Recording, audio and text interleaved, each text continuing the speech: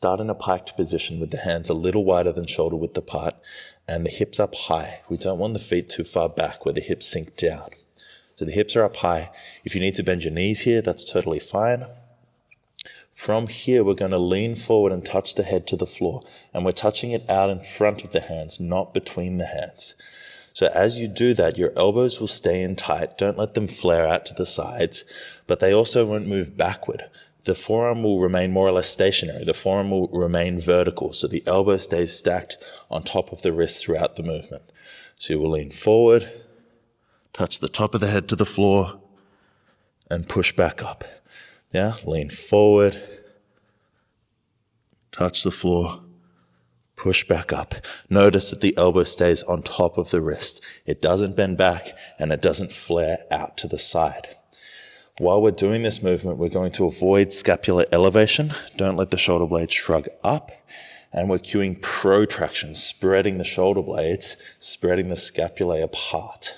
So again, protraction, depression, don't let the shoulders shrug.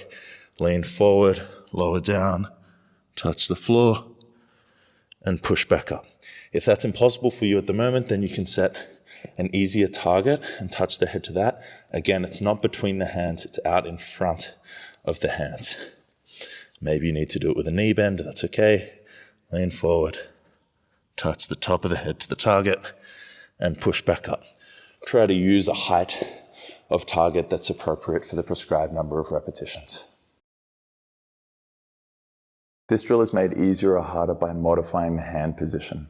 So setting the hands closer to the feet will make it harder, setting them farther away will make it easier. We're going to work with the legs locked straight, so we're squeezing the thighs to keep the knees from bending. The toes will be pointed, we're keeping the legs long and pulling them together as well. So quite a bit of activity in the legs here. Again, choose a hand position that's appropriate, and then we're going to lift the legs up as high as we can.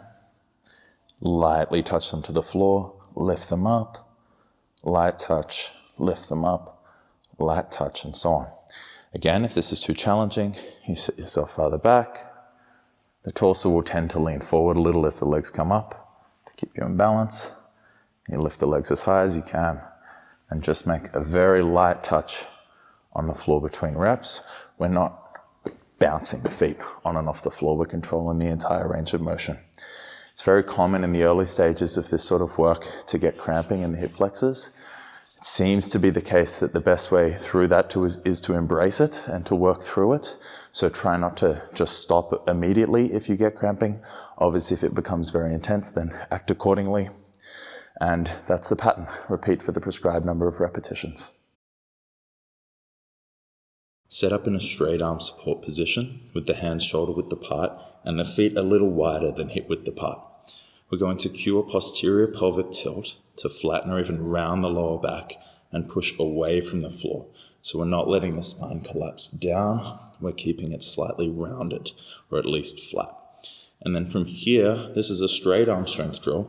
So one arm will remain locked straight as we lift the other arm off the floor and touch the opposite shoulder.